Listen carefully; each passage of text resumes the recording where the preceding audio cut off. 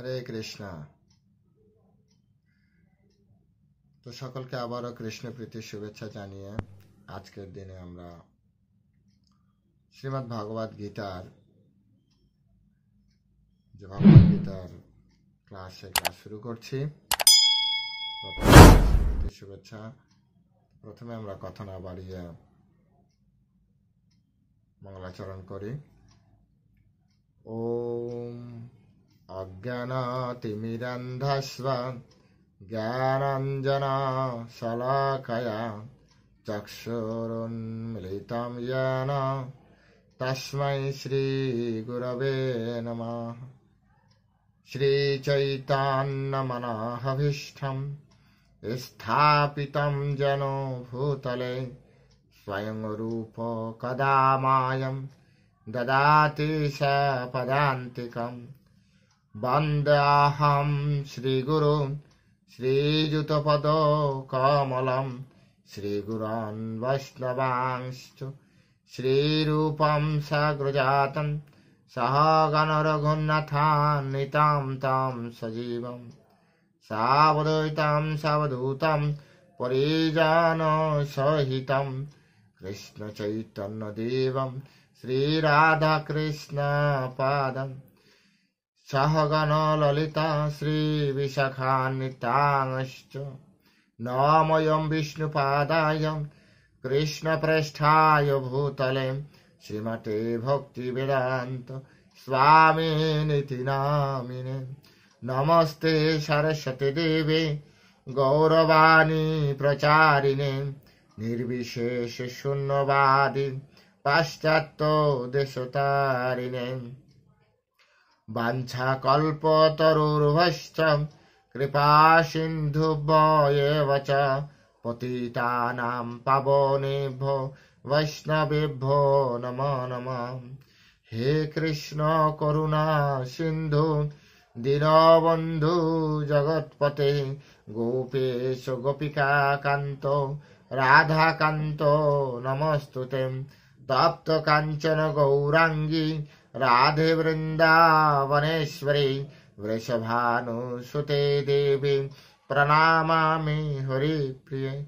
जय श्री कृष्ण चैतन्य प्रभो नित्यानंद श्री अद्वैत गदाधर श्रीवासदि गौरभक्तवृंद। हरे कृष्ण कृष्ण कृष्ण हरे हरे, हरे राम राम राम हरे हरे। ओम नमो भगवते वासुदेवाय, ओम नमो भगवते वासुदेवाय, ओम नमो भगवते वासुदेवाय। श्रीमद् भागवत गीता प्रथम अध्याय अर्जुन विषाद योग श्लोक नंबर 45। यदि मम अप्रतीकारम् अशस्त्रं शस्त्रपाणयाः धर्तराष्ट्ररणे हन्नु तत्मे क्षेमतरं भवेत्। यदि मम अप्रतीकारम् अशस्त्रं शस्त्रपाणयाः धार्तराष्ट्ररणे हन्नु तन्मे क्षेमतरं भवेत्। हरे कृष्ण। শিলা প্রভুপাদ কর্তৃক এই সংস্কৃত শ্লোকের বাংলা ভাষানুবাদ আমরা এখন শ্রবণ করব। অনুবাদ। প্রতিরোধ রহিত ও নিরস্ত্র অবস্থায় আমাকে যদি শস্ত্রধারী ধৃতরাষ্ট্রের পুত্রেরা যুদ্ধে বধ করে তাহলে আমার অধিকতর মঙ্গলই হবে। আবার একবার আমি বলছি, প্রতিরোধ রহিত ও নিরস্ত্র অবস্থায় আমাকে যদি শস্ত্রধারী ধৃতরাষ্ট্রের পুত্রেরা যুদ্ধে বধ করে, তাহলে আমার অধিকতর মঙ্গলই হবে। জয় শিল প্রভুপাদ কি জয়। তো এখন আমরা শিল প্রভুপাদ সহ অন্যান্য আমাদের গুরু পরম্পরায় যে সকল আচার্য আছেন, বিশেষ বিশ্বনাথ চক্রবর্তী ঠাকুর, বলদেব বিদ্যাভূষণ জি, ভক্তি বিনোদ ঠাকুর, শ্রীধরজি, ওনাদের তাৎপর্যের সার সংক্ষেপ এবং এখান থেকে যে শিক্ষা আমাদের বাস্তব জীবনে, সে বিষয়ে আমরা আলোচনা করব। তো প্রথমে আমি অনুরোধ করছি যে যারা আপনারা দীর্ঘদিন ধরে চ্যানেলের সাথে আছেন, আমাদের সাথে আছেন,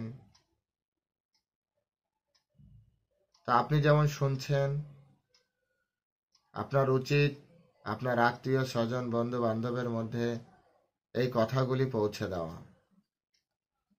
তো এটা বিশেষ অনুরোধ। ভগবদ গীতার এই বাণী প্রচারে আপনি আমাদেরকে সহযোগিতা করুন, ভিডিওগুলি শেয়ার করার মাধ্যমে নিজে সাবস্ক্রাইব করুন, আর ওনারা যাতে সবসময় ভিডিওগুলি আপলোড হলেই পেতে পারে, সেজন্য ওনাদেরকে বলুন যাতে ওনারা সাবস্ক্রাইব করে রাখে। হরে কৃষ্ণ। তো এখন আমরা এই শ্লোকের ভাবার্থ বা মর্মার্থ, সেটি বিষয় নিয়ে আমরা আলোচনা করব। শিল প্রভুপাদ প্রথমেই এই শব্দ, এই সেন্টেন্স দ্বারা শুরু করেছেন যে ক্ষত্রিয় রণনীতি অনুসারে,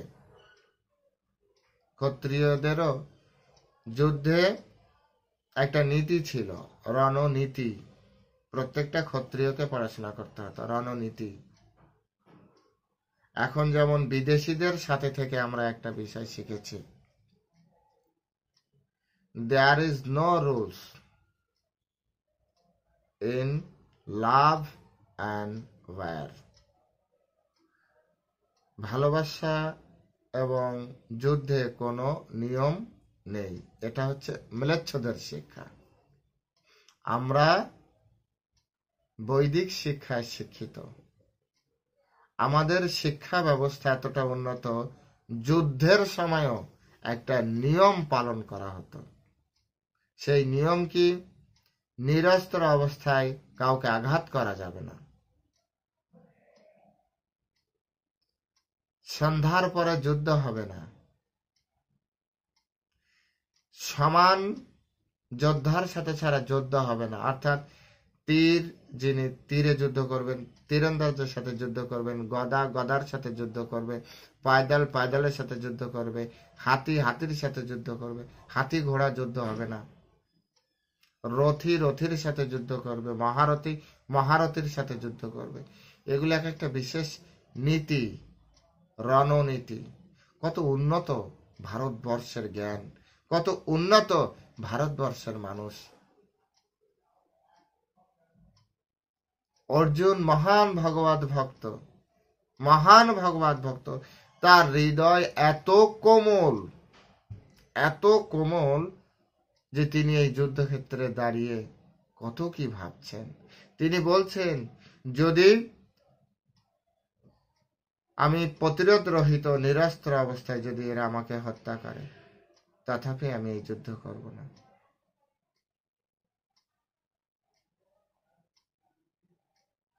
চিন্তা করুন একবার। বলদেব বিদ্যাভূষণ খুব সুন্দর করে প্রশ্নের সাথে বলছে যে অর্জুন যদি যুদ্ধ নাও করে, অর্জুন যদি নিরস্ত্র থাকে, তার বিপরীত পক্ষে যে নীতিহীন দুর্ধর্ষ যোদ্ধারা আছে, তাহলে তারা তো তাকে মেরে ফেলবে, তারা কিন্তু দয়া দেখাবে না। অর্জুন মরতে শিকার, বলছে ধারতরাষ্ট্রার রণে হন্য। আর তারপরে যে কথাটি বললেন, তন্মে শ্যামতরম ভাবে, এটা আমার জন্য অধিকতর মঙ্গলই হবে। অর্থাৎ মৃত্যুবরণ করাটা অধিকতর মঙ্গল বলে চিন্তা করছেন অর্জুন। কিসের থেকে অধিকতর? নরকে নিয়তম বাস, নরকে বাস করার নিয়তম মানে সব সময় দীর্ঘ সময়ের জন্য নরকে বসবাস করার থেকে আজ এই দেহ ছাড়া এটা উত্তম। দীর্ঘকাল ধরে কষ্ট পাওয়ার থেকে সাময়িক কষ্ট এটা মেনে নেওয়া আরো বেশি মঙ্গলজনক। অর্জুন এভাবে বলছেন। আপনারা যারা প্রথম থেকে শুনেছেন, যারা আজ শুনছেন, তাদের বোঝার জন্য বলছি, এই যুদ্ধে জয়লাভের সমস্ত চিহ্ন সঞ্জয় ধৃতরাষ্ট্রকে বলছে, সমস্ত জয়লাভের চিহ্ন অর্জুনের পক্ষে, স্বয়ং পরমেশ্বর ভগবান অর্জুনের পক্ষে। কিন্তু অর্জুন বলছে না, নিজের সুখের জন্য আত্মীয় স্বজনকে বধ করা, নিজের সুখের জন্য সমগ্র দেশব্যাপী বর্ণ সংখ্যার তৈরি করা, নিশ্চিত নরকে যেতে হবে। নরকে যাওয়া যাবে না। নরকে যাওয়া কত কষ্টের, নরকে যাওয়াটা কত ভয়ঙ্কর বিষয়, কত ভয়ের বিষয়। আর এখনকার মানুষ তো নরক আর স্বর্গ নিয়ে কোনো চিন্তাই করে না।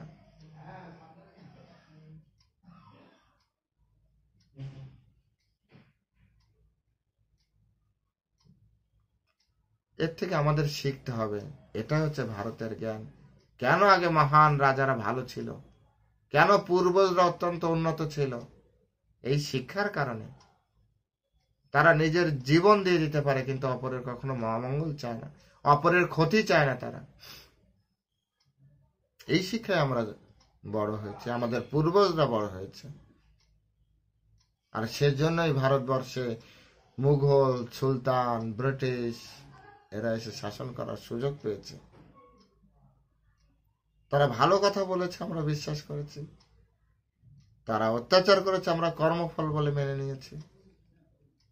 এই শিক্ষা আমাদের বুঝতে হবে। আর আজও সেই শিক্ষা রয়েছে। চৈতন্য মহাপ্রভু এসে প্রেমের শিক্ষা দিয়ে গেছে।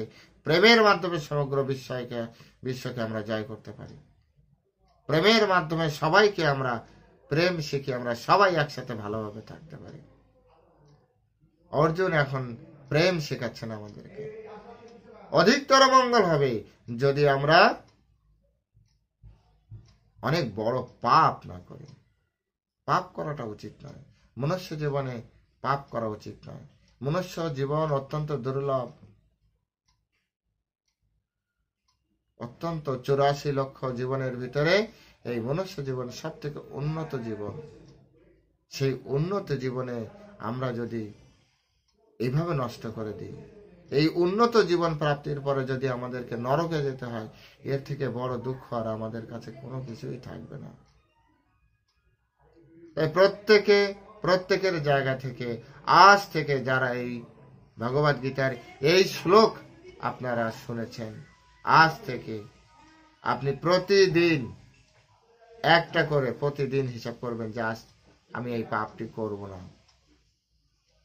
এমন কোন কর্ম আজ অন্তত একটা কাজ করব না যে কাজের ফলে আমার বংশ, আমার কুল সহ আমার পিতৃপুরুষেরা নরকে যায়।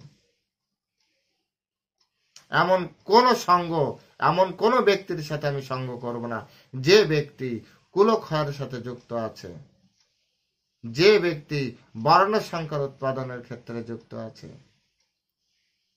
যে ব্যক্তি মহান পাপ কর্মের সাথে যুক্ত আছে, যে ব্যক্তি নরকে যাওয়ার জন্য উদ্যত, তার সঙ্গ করব না। আপনি একটা সঙ্গের সাথে মিশে গিয়েছেন, এই সঙ্গ আপনাকে নরকে নিয়ে যাচ্ছে। তা আপনি সঙ্গটা ঠিকভাবে করুন। শাস্ত্রে এই জন্য বলা আছে, সাধু সঙ্গ সর্বশাস্ত্রে কয়, লবমাত্র সাধু সঙ্গ সর্বসিদ্ধি হয়। লব মাত্র সাধু সঙ্গ সর্বসিদ্ধি হয়। সাধু সঙ্গের নির্দেশ দেওয়া হয়েছে। যারা সাধু হয়েও অসাধুর মতো আচরণ করছে, দয়া করে বর্জন করুন সেই সাধু সঙ্গ।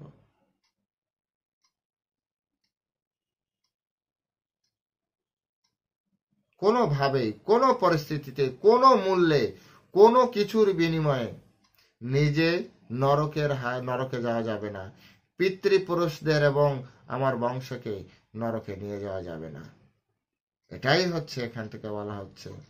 সে নিজে মরে যেতে চাইছে, আর আমাদের সামান্য একটা বাড়ি করার জন্য মানুষ ঘুষ খাচ্ছে, দেশের সাথে বেইমানি করছে শুধু নিজের চেয়ারের জন্য,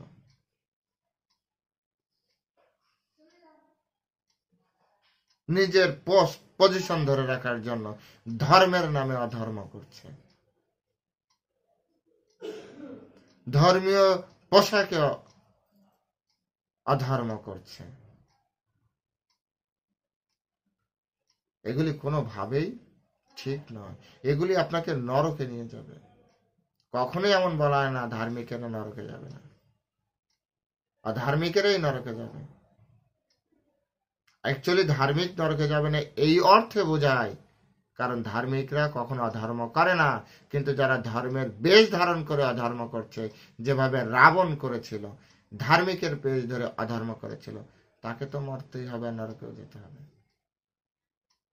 রাবণ যায়নি কারণ রাবণ ভগবানের প্রিয় গার্ডই ছিলেন, সিকিউরিটি গার্ড ছিলেন। আমরা তো এরকম নই। সেজন্য আমাদের নিজেদের সুখ দুঃখ এটা সম্পূর্ণ নিজের, কিন্তু নিজের সামান্য সুখের জন্য আত্মীয় স্বজন, বন্ধু বান্ধব, তাদেরকে কষ্ট দেওয়া আমাদের কোনোভাবেই উচিত না। এমনকি যদি আপনি আমি আমাদেরকে যদি সারা জীবন চোখের জলে ভাসতে হয়, দুঃখকে, সব থেকে বড় মৃত্যুর থেকে আর কি আছে এই জগতে বল? যদি মৃত্যুকেও আলিঙ্গন করতে হয়, তথাপি পিতামাতার চোখে জল নিয়ে আসা যাবে না, পিতৃপুরুষের চোখে জল নিয়ে আসা যাবে না। তাদেরকে নরকে যেতে হবে এমন কোনো কর্ম করা যাবে না। তার জন্য প্রয়োজনে সারা জীবন চোখের জলে ভাসা, তথাপি স্বীকার। কিন্তু পিতৃপুরুষের কোনো ক্ষতি কখনো করা যাবে না। এই শিক্ষা শ্রীমদ ভাগবত গীতায় অর্জুন আমাদেরকে প্রদান করছেন। পরম বৈষ্ণবের লক্ষণ শুধু তিলক কাটলে, শুধু তুলসী মালা নিলে সত্যিকারের বৈষ্ণব হওয়া যাবে না। বেশভূষার সাথে সাথে আমাদের আভ্যন্তরীণ পরিবর্তন হওয়া চাই। বেশভূষা আমাদেরকে সহযোগিতা করে, আমাদের চিনতে সহযোগিতা করে, আমাদের ভাব উৎপাদনে সহযোগিতা করে। কিন্তু বেশভূষা গ্রহণের মাধ্যমে এই নয় যে আমি অনেক বড় মাপের একজন সাধু হয়ে গেলাম। সমস্ত বিষয় আমার আপনাকে প্রত্যেকে বিচার করতে হবে। বিচার করার পরে তারপরে জীবনে এগোতে হবে। নিজেকে তৈরি করুন, সন্তানকে শিক্ষা দিন। নিজে শিখবেন না, সন্তান কি শিখবে? নিজে গীতা বুঝেন না, সন্তানকে কিভাবে বোঝাবেন? এই জন্য নিজে পড়ুন, নিজে বুঝুন, এবং অর্জুন যে কথাগুলি বলেছেন সেই ভাবধারার ভিতরে সন্তানকে তৈরি করুন। কোনোভাবে চারিত্রিক নৈতিকতার এগুলো কখনো অধঃপতন করানো যাবে না। বংশের মুখে চুলকানি পড়ে এমন কোনো কর্ম করা যাবে না। এটা ভগবত গীতার শিক্ষা।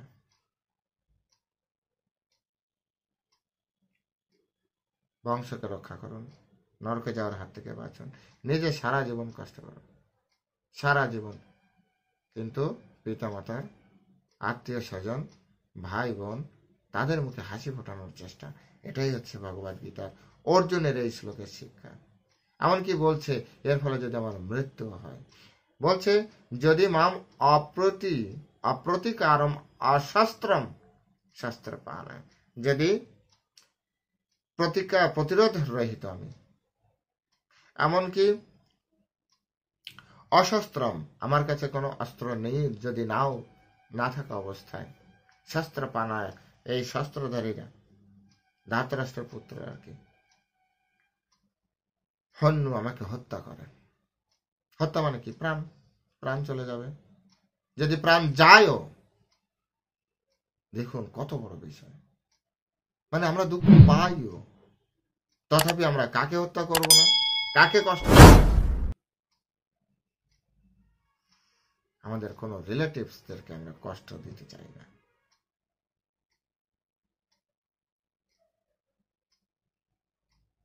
কষ্ট দিলে কি হবে? নরকে নিয়ত বাস,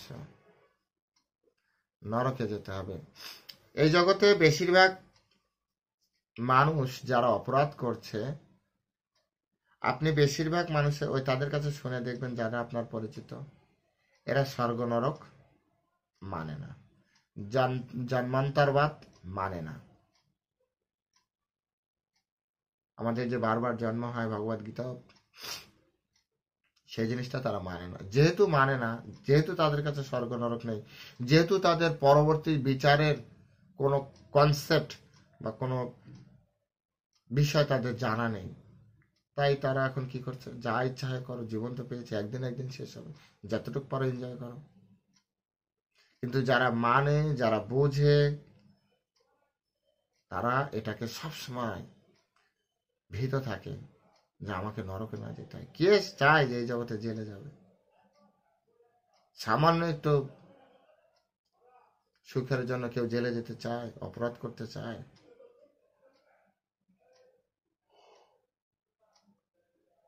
কেউ চায় না এই জগতে অপরাধ করতে। না আপনি চান, না আমি চাই, সামান্য সুখের জন্য। আর এখানে তো কত বছর, হার্ডলি 20-30 মানে 60 বছরই নেই হলো। একটা লাইফই না হয় আপনাকে জেলে রাখলো, ওখানে তো হাজার কোটি বছরের ব্যাপার স্যাপার। তার জন্য কেউ নরকে যেতে চায়? দুর্দান্ত কষ্টের জায়গা। এই জন্য অর্জুন বলছে আমরা তো যাব অহবত মহৎ পাপম, আমরা কি পাপ করতে যাচ্ছি? পাপ করা যাবে না। আর আমরা বর্তমান সময়ের মানুষ, পাপ পুণ্যের কোনো বিচার নেই। খাদ্য অখাদ্য সব খেয়ে ফেলছে, খাদ্যও খাচ্ছে অখাদ্যও খাচ্ছে, কর্তব্য অকর্তব্য সব করছে।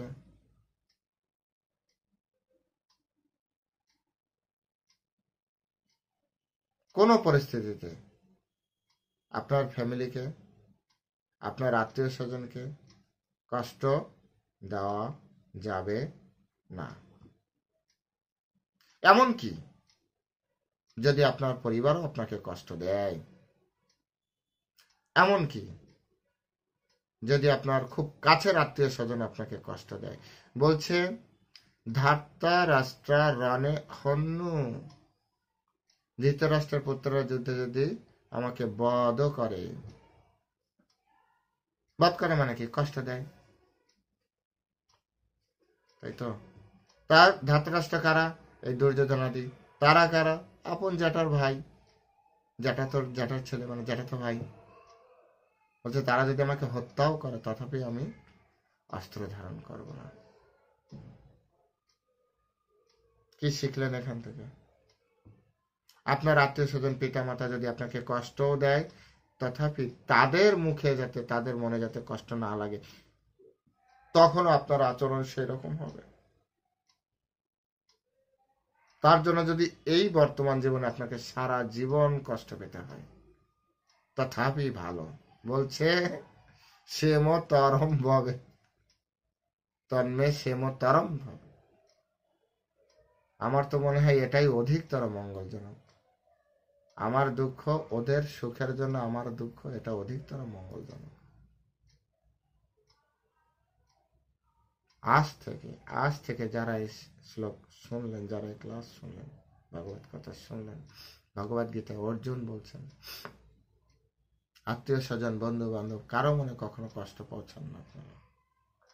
আপনি নিজের কষ্ট নিজের মনের ভিতরে রাখুন। বিশেষ ইয়াং জেনারেশন যারা আমাদের ভবিষ্যৎ, তাদেরকে বলি কোন রকম পাপ ও কর্মে যুক্ত না হয় উচিত, যাতে পরিবারের পিতামাতার মাথা নত হয়ে যায়, যাতে পরিবারের পিতামাতা আত্মীয় স্বজন কষ্ট পায়, এমন কোনো কর্ম করা উচিত নয়। যাতে আপনার বংশের ঐতিহ্য নষ্ট হয়ে যায়, এমন কোনো কর্ম করা উচিত না।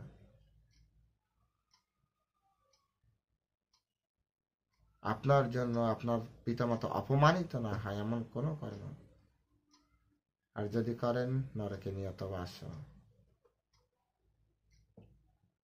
নরক ছেড়ে দিন, এই জগতে আপনার ভালো লাগবে। আপনার জন্য যদি আপনার পিতামাতাকে কেউ অপমান করে, আপনার পিতামাতার মাথা নত হয়ে যায়, আপনার ভালো লাগবে দূরে থাকলেও?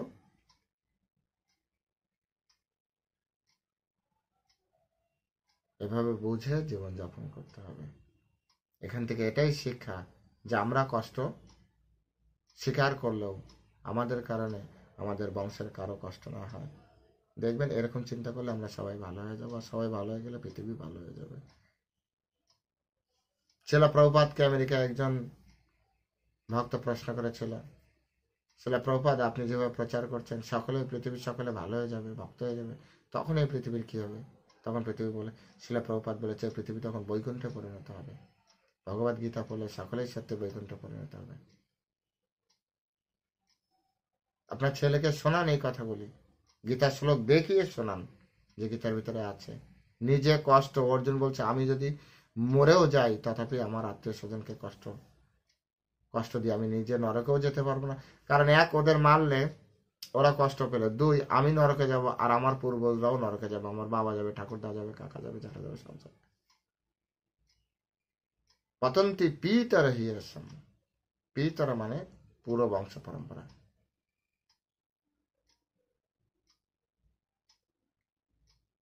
এভাবে বোঝার চেষ্টা করবেন। হরে কৃষ্ণ। সকলে ভালো থাকবেন। আবারও বলি, চ্যানেলটি শেয়ার করবেন, সাবস্ক্রাইব করবেন। জয় শ্রীল প্রভুপাদ।